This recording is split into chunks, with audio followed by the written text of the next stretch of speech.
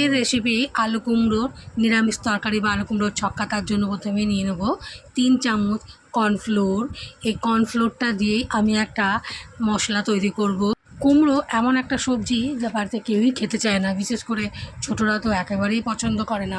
রেসিপিটা এমনভাবে তৈরি করব যাতে ছোট বড় সবারই পছন্দ হবে এবং সবাই চেয়ে খেতে চাইবে। এবার এই কর্নফ্লোরের মধ্যে আমি 1 চামচ সুগার দিয়ে দিলাম, মানে চিনি দিলাম, আর 1 চামচ দিয়ে দিলাম লবণ, আর 1.5 চামচ মতো এখানে আমি হলুদ দিয়ে দিলাম। সাথে দিয়ে দেবো কাশ্মীরি লঙ্কার গুঁড়ো, যাতে এই মশলাটার মধ্যে কালারটা খুব ভালো আসে।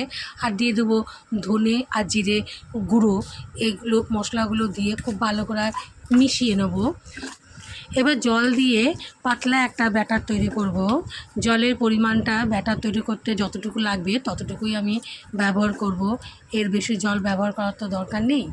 এবার দেখো, বেশ এইরকম একটা পাতলা লিকুইড ব্যাটার আমি তৈরি করেছি, ঠিক এরকমভাবে। এবার এইটা আমি সাইডে রেখে দিয়ে কড়াইয়ে তেল গরম করতে দিয়েছিলাম। তেল এখানে আমি সানফ্লাওয়ার অয়েলটাই ব্যবহার করেছি, যেহেতু সাদা তেল এটা খুব লাইট হয়, আমি বাড়িতে এটাই ব্যবহার করি। এবার কুমড়োগুলো খুব ভালো করে ভেজে নেব, কারণ কুমড়োগুলোকে আমি বেশ ডুমো ডুমো করে কেটেছি। কুমড়োগুলোর সাইজ বড় রেখেছি আর আলুগুলোর সাইজ তার থেকে একটু ছোটো রেখেছি। কুমড়োগুলো ভালো করে ভেজে নিলে কুমড়োগুলোর টেস্ট রান্নার সময় আরও বেশি ভালো হয়ে যাবে। তোমরা তো জানো যে কোনো সবজিকে খুব ভালো করে ভেজে নিলে তার টেস্ট অনেক পরিমাণে বেড়ে যায়। ভাজার পর কুমড়োগুলোকে সব আমি তুলে নেব। তুলে নেবার পর এই তেলটাতেই আমি ডুমো ডুমো করে আলু কেটে রেখেছি, কুমড়োর থেকে এক সাইজ ছোট, সেই আলুগুলোকে এই তেলে স্যালো ফ্রাই করে নেব। আলুগুলোকে খুব ভালো করে ভাজার দরকার নেই, অল্প একটু নাড়াচাড়া করে নেব। নাড়াচাড়া করে নিয়ে আলুগুলোকে তুলে নেব। এই সময় ভিডিওটাকে আমি অল্প একটু ফাস্ট ফরওয়ার্ড করে দিয়েছি, যাতে তোলাটা তাড়াতাড়ি হয়ে যায়। এবার এই তেলের মধ্যে কটা মশলা ব্যবহার করব, যেরকম নিয়েছি 2টো শুকনো লঙ্কা, নিয়েছি 2টো তেজপাতা, সাথে নিয়েছি কতগুলো লবঙ্গ, আর নিয়েছি গোটা জিরে, আর নিয়েছি আদা, যেটাকে ক্রাশ করে নিয়েছি। এবার খুব ভালো করে এইগুলোকে ভেজে নেব।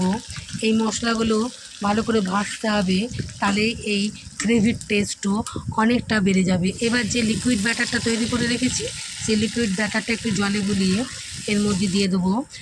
বাটিটার গায়ে একটু অল্প জল দিয়ে সেটা ধুয়ে ওই জলটাও এখানে ব্যবহার করে নেব, যেহেতু বাটির গায়ে মশলা জমে গিয়েছিল।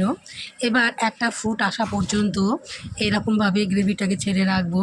ফুটে এলে যে ভেজে রেখেছি পামকিন আর পটেটো, মানে আলু কুমড়োটা, সেই ভাজা আলু কুমড়োটা এই গ্রেভির মধ্যে দিয়ে দেবো। দিয়ে খুব ভালো করে নাড়াচাড়া করে নেব। নাড়াচাড়া করার পর একটু 5 মিনিটের জন্য ঢাকনা দিয়ে কুক হতে দেবো। যেহেতু কুমড়োগুলো ভাজাতে অনেকটাই রেডি হয়ে গিয়েছে, কিন্তু আলুগুলো তো শক্ত আছে, তার জন্য 5 মিনিট ঢাকনা দিয়ে রান্না করে নিতে হবে। দেখো, আমি 5 মিনিট পর এলাম, আলু আর কুমড়ো সবগুলোই খুব ভালো করে রান্না হয়ে গিয়েছে।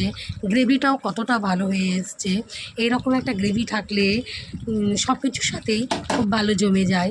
এবার নামানোর আগে 1 চামচ ঘি ব্যবহার করব, যেহেতু নিরামিষ রেসিপি, সেখানে ঘিটা ব্যবহার করলে তার টেস্টও বেড়ে যাবে এবং ভালো একটা গন্ধও পাওয়া যাবে। এরকম একটা গ্রেভি রুটি, চাপাটি, পরোটা, ভাত যে কোনোর সাথে খুব ভালো লাগে খেতে। আর এই রেসিপিটা ছোট বড় সবাই যারাই দেখবে তাদেরই খেতে ইচ্ছে হবে বা চেয়ে খাবে, একবারের জন্য বারণ করবে না।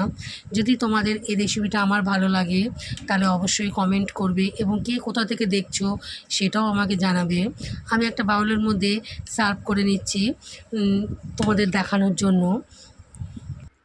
আর এটা তো বলাই হলো না যে আমার চ্যানেলে তোমরা যারা প্রথম, তাহলে অবশ্যই আমার চ্যানেলটাকে সাবস্ক্রাইব করো, আর আমার পাশের বেল চিহ্নটাকে প্রেস করো। বেল চিহ্নটা প্রেস করলে আমার ভিডিওর নোটিফিকেশনগুলো তোমরা সব পেয়ে যাবে। আর কমেন্ট করলে আমি জানতে পেরে যাব তোমরা কে কোথা থেকে আমার ভিডিওটা দেখেছো এবং কার কীরকম লেগেছে। আবার দেখাবে অন্য একটা ভিডিও নিয়ে। টাটা।